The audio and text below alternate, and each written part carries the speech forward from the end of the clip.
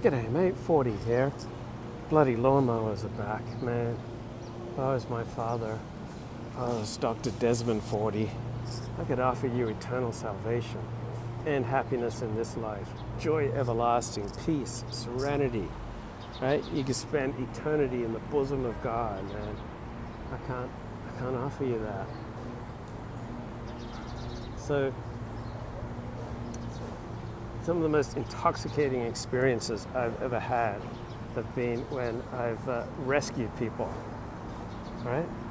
So, I had this girlfriend who was kind of sleeping on her sister's couch, and I picked her up and I brought her home and I took her out to eat, and she stayed with me, and it was absolutely intoxicating rescuing her. Like, I don't know about you, but just swooping down and delivering people from ill, delivering people from evil, rescuing them. I mean, it's so romantic, it's so thrilling, it's so intoxicating. Now, after a few months, she became a millstone around my neck.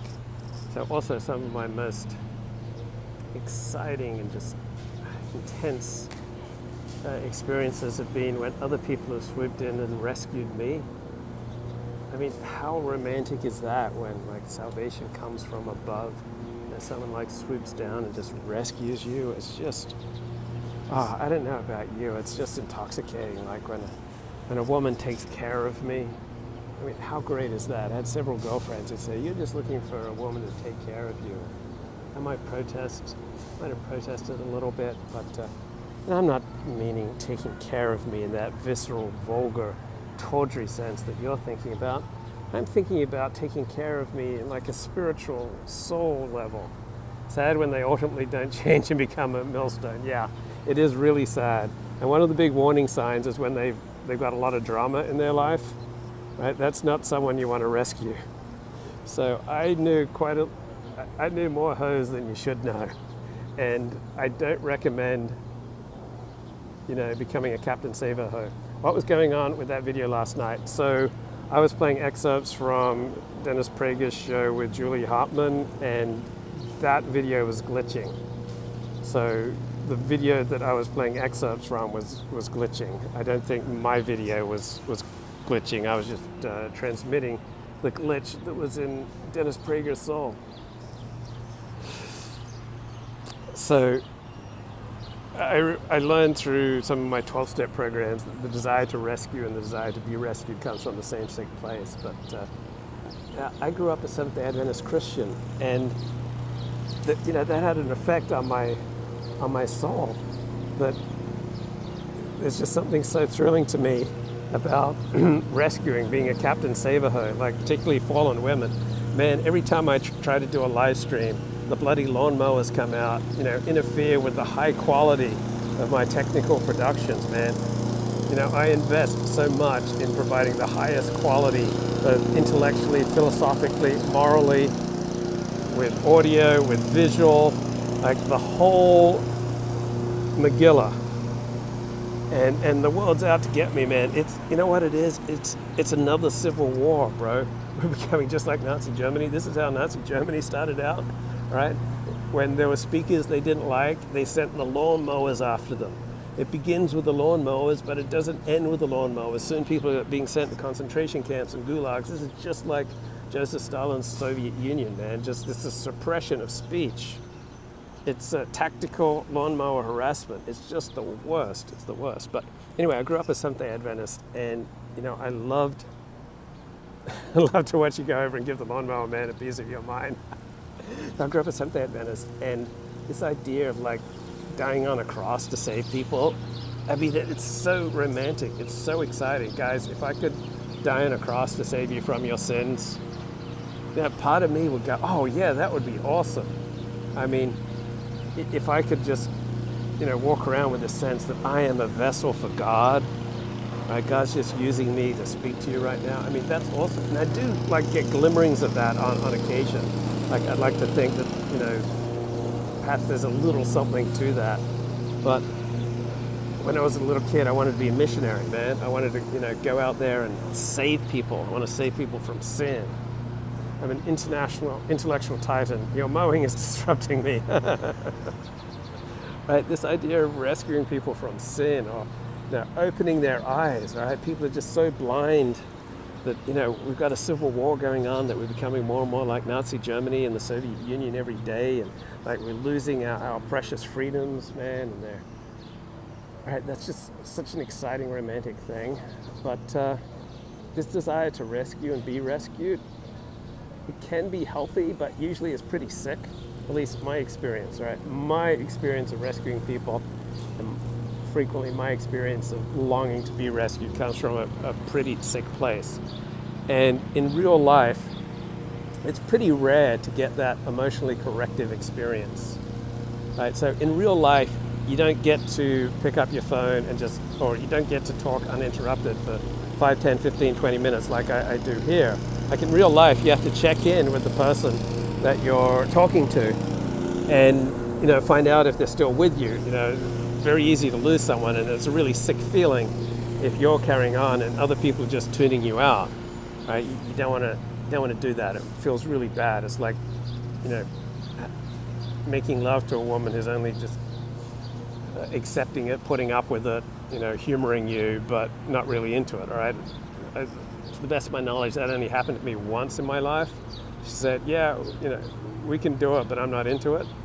And I just felt so sick afterwards.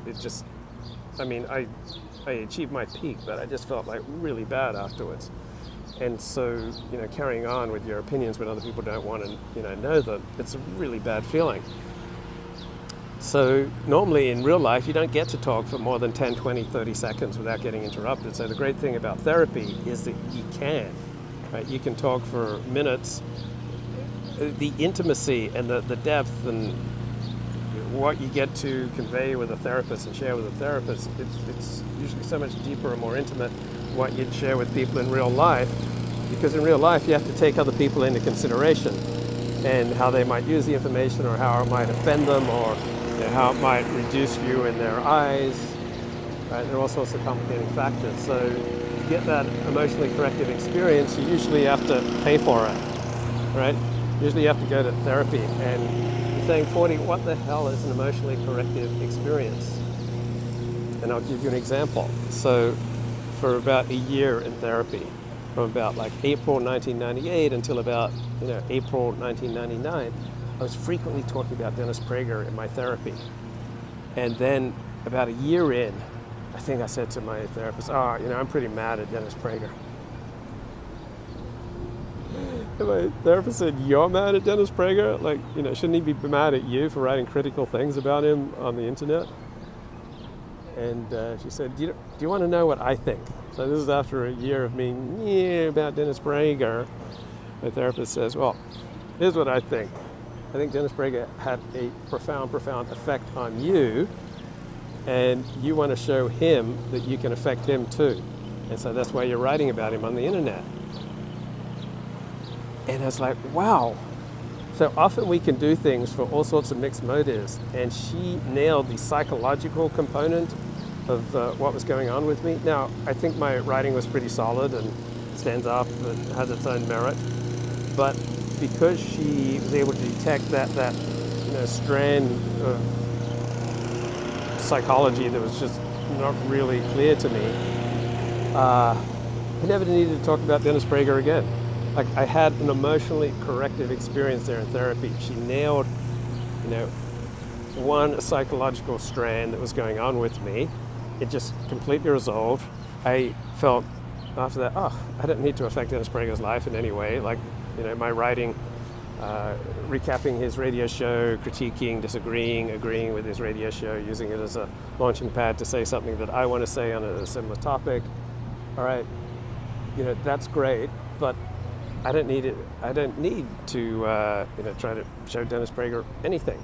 So that was one of the great things about therapy. Is like, why do I need to show my father anything? Or, why do I need to show my mother anything? Why do I need to prove anything to people at synagogue or to a rabbi or to friends? How often do I shave? About twice a week. So that's what you can kind of get in therapy, that emotionally corrective experience.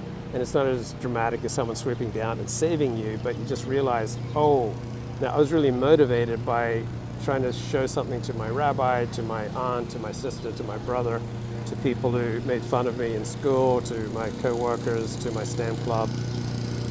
You can often get that sort of insight, and because you're paying money to the therapist, you take the therapist more seriously than you take your friends, and then you can get that emotionally corrective experience. But fundamental change will usually take more than just emotionally corrective experience. Stamp clubs, I guess you probably don't have as many stamp clubs, but when I was a kid, collecting stamps was a big deal. It was like a favorite hobby of mine. But remember, I was at a party for David Lynch, the movie director of Mulholland Drive. It was something like his 60th birthday party. And I was introduced to one of the stars of the movie, Laura Harraring, former Miss World.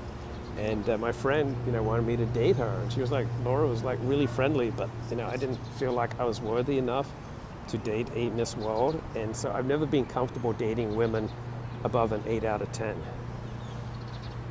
So that's not something that like one emotionally corrective experience. There's just a large part of me that's just used to being abused and doesn't feel I'm worthy of XYZ. And so that is just a mountain of work to realign, reconfigure my responses to stimuli. No one emotionally corrective experience is going to do that. That's not something that anyone is ever going to come along and do for me. That unworthiness gets reduced in intensity when I develop strong friendships and strong connections and strong community.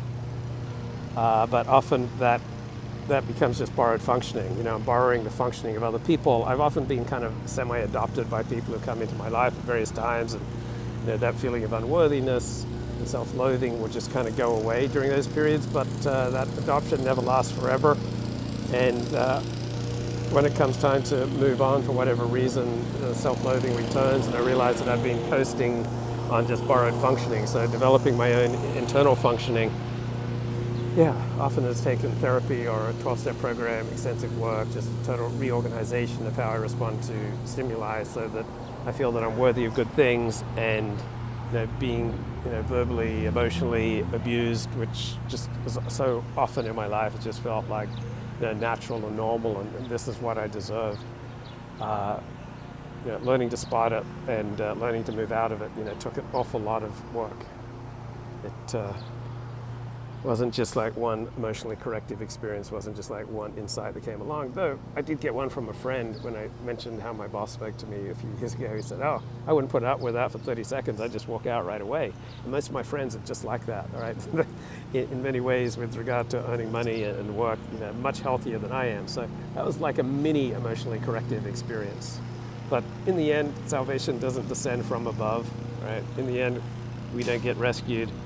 In the end, we either walk the somewhat lonely path of a change and self-reorganization, or we don't grow up. But generally speaking, salvation is not going to descend from above.